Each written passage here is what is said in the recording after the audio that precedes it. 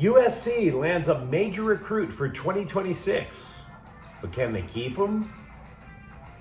The NFL Network claims Matthew Stafford has permission to seek a trade, and you can't break Bobby Miller's will, nor can you break his face. Good morning, I'm James. This is your daily dose of sports and snark for the greatest sports city in the world, Los Angeles. This is the faithful Angelenos morning report. So it is February 22nd, 2025. Welcome back to the sanctum sanctorum of LA sports. Have to admit, I was dragging a little bit yesterday. Come home to find, yes, the jersey with the 6th star for your MLS Cup champion LA Galaxy.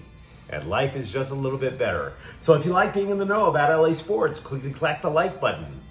Clickety-clack the subscribe button. There's a notification bell. Hit that. It'll let you know when we drop new content. Sharing is caring. Let people know we exist, and by all means comment. Now, before we go through the news and notes, a look at the scoreboard. There were no games involving LA teams yesterday, but today, pretty good lineup. We have the Lakers at Denver at 5:30. Utah is at the Kings at 6. And Mini Scrotum is going to open the MLS campaign at LAFC at 1:30. Welcome back, MLS. Now, this morning, the LA Times asked that with all the strict salary cap rules in MLS that force roster changes, can LAFC and, again, the MLS Cup champion Galaxy, are they still contenders? Yes. Stop it. They are. By the way, Forbes ranks LAFC as the league's most valuable franchise at $1.25 billion, which sounds great, especially if their anti-Semitic minority owner gets forced to sell the team.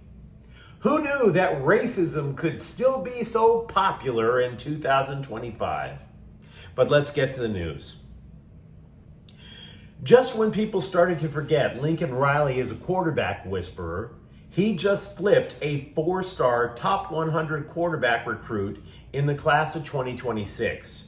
Jonas Williams of Illinois. He had originally committed to play for Oregon. Now 24/7 Sports considers him to be the number 6 quarterback recruit in the class of 2026. And it's good. It's going to add to USC's quarterback depth, as we'll discuss in a moment. But Lincoln Riley has proven that he could at least land big names before. So this addition is not going to be a testament to Riley. This is actually a test to the Trojans' new front office. It's the first big recruit since USC rebuilt the behind-the-scenes part of its football program. You might recall, last year, USC landed 5 major commitments in one weekend. And people were screaming about the Trojans being back. Wrong. Didn't happen. Because the word commitment basically means about as much as a chick on Tinder claiming that she's just looking for a good man. All these other schools just ravaged USC's recruiting list like parasites. And the Trojans wound up with a less than complete recruiting class. So, what do we have? The question is if General Manager Chad Bowden and his cohorts can keep the class intact. Because right now, should Williams stay, you've got Jaden Mayava as your starter. You have a 5-star recruit in Husan Longstreet coming in this year as a freshman. So, yeah, 2 years from now, enviable depth. Enviable depth. I realize there's going to be a lot more people who hype up what we're about to talk about, but the NFL Network is reporting that the Rams have given Matthew Stafford permission to seek a trade. And that sounds really serious, and it may very well be serious. But the reporter gave about 3 or 4 caveats to this breaking news. For example, he said, quote, "It certainly sounds as if the priority is for Stafford to return," unquote. So what's changed? What's changed? Stafford wants more money. We know that. He has a drama queen wife. We know that. The Rams would like to keep him for the stability. We know that because their Super Bowl window is open right now. And yet, okay, maybe he finds a trade. How did that work when the Chargers were telling their players a couple of years ago? How did that work for that running back who thought he was elite, and it turns out he's basically a part-timer now with Washington? Can't even remember the guy's name. Oh yeah, they gave him permission to seek a trade, and nothing happened. And there's a reason for that. There's multiple reasons for that. By the way, the guy was Austin Eckler and his air guitar, but I digress.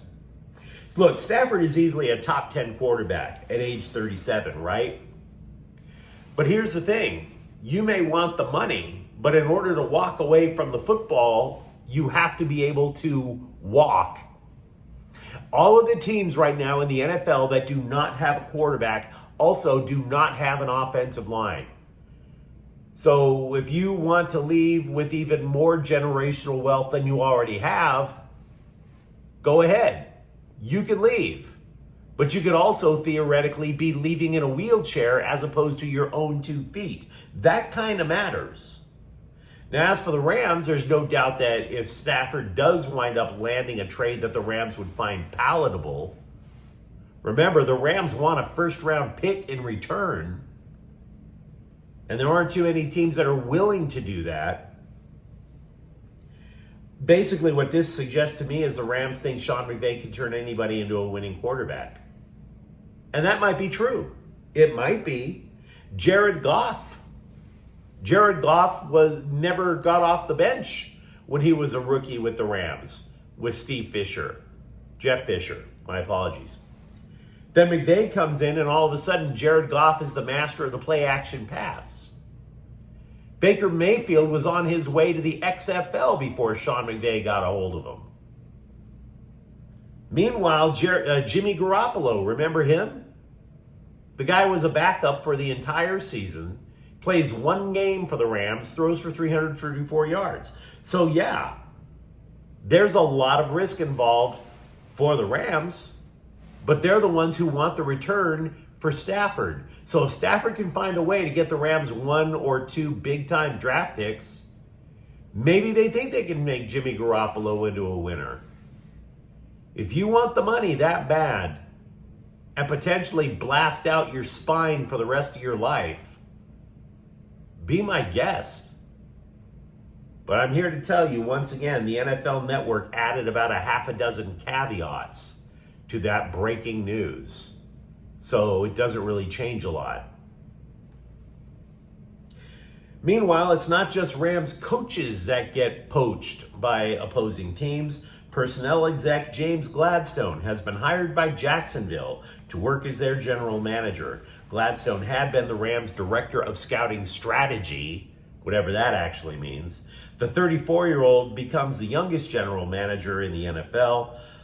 He had worked for a variety of roles under Rams GM Les Snead in the last 9 years. And look, I'm not trying to clown the guy.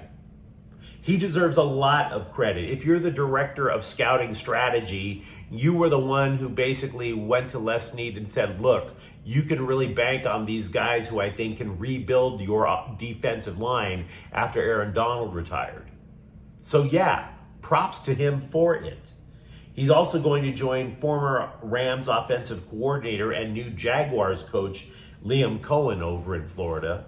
And their first task is going to be to get people to remember that Jacksonville actually has an NFL team. You have to remember that at times. Bobby Miller's face isn't broken after he was hit in said face with a line drive clocked at 105 miles an hour Thursday. Dave Roberts said Miller was in the concussion protocol. He's confident Miller can pick up a throwing program soon. It's still a hit to Miller's immediate future, though. And I don't know if the pun is intended. Look, Miller is like one of 8 guys who are in the battle for the 5th and final spot in the Dodgers rotation. How many guys? How many quality guys? Do you remember Tony Gonsolin by any chance? Former All-Star. He's coming back from Tommy John surgery. That's an option. Gonsolin wound up making his spring debut Friday, pitched a scoreless inning. Robert said Gonsolin looked pretty sharp. Also, reliever Evan Phillips threw his first bullpen sesh Friday. He reported no pain in his shoulder. He will not be ready to join the team for opening day, but he thinks he'll be able to come back to the Dodgers soon after. Also with the Dodgers, I'm not sure if I buy into the concept that diversity is our strength. I've heard that cliche for years. I'm not sure that it's true, but it's endlessly fascinating to learn about other cultures. I'm fascinated by it. I love learning about other people. For example, in Japanese culture, it's apparently part of the culture that if you sign with the Dodgers, you immediately get married. Shohei Ohtani did it last year. Now Roki Sasaki, he goes to the Instas, and he announced that he got married. Mazel tov. Congratulations. Glad. I think it's a wonderful thing for society when you have happily married couples. But let's all hope that your blushing brides don't find out about American culture when it comes to your wife getting half of your property in the divorce. Cultures. Not that I'm trying to sound like Andrew Tate or anything. Here's something that on the surface sounds kind of nice, but is actually incestuous and gross. Former Chargers offensive coordinator and new Saints coach Kellen Moore has hired former Chargers coach Brandon Staley to work as his defensive coordinator. It just has this whole who's your daddy now vibe to it that's kind of creepy, more than a little cringe. You might be asking yourself, well, James, why is it okay for Jacksonville to hire away multiple Rams guys, but kind of sus when New Orleans hires a couple of former Charger guys? And that's fair. Glad you asked. It's because Brandon Staley stunk. Then he goes to San Francisco after the Bolts fire him, and the Niners, who were once a powerhouse in the NFC, they now have the 11th overall pick in the NFL draft. So, yeah, Brandon Staley is now known for damn near ruining 2 franchises. Some idiot blogger with short-term memory issues wrote that recently acquired Kelsey Plum is the player with the most to prove with the Sparks. No, she doesn't. Not true. She already has rings, multiple championships, when she played for Las Vegas. Meanwhile, also on the Sparks, we still don't even know if last year's 2nd overall draft pick Cameron Brink wants to play. That lady was taken immediately after Caitlin Clark, who lifted an entire league to new heights. People are wearing WNBA gear for the first time ever because of Caitlin Clark, right? As for Cameron Brink, glad you asked. If you type in LA Sparks in a Google search, which I have to do every day, these are the headlines that you get for LA Sparks News. How Cameron Brink's mom gave her the confidence to be a style icon. Cameron Brink throws ex-Clipper under the bus in charity prank. Style. Pranks. Kelsey Plum is the one with the most to prove? She's the one in the gym working. Respect her. And stop simping on Cameron Brink for the last time. The Sparks as a franchise have a lot to prove. It ain't Kelsey Plum. She's a made woman in the game. But you let me know what you think in the comments thread. Talk to me. do you feel confident that USC can actually keep their recruiting class this time? For that matter, do you actually think Matthew Stafford will find a suitable trade partner for the Rams? And if you enjoy the content, don't forget to subscribe to Faithful Angelenos. We're talking LA sports every single day here. Thank you for watching. I'm James. We'll be back tomorrow. Faithful Angelenos is a Kian Cortel Queso production. Take care.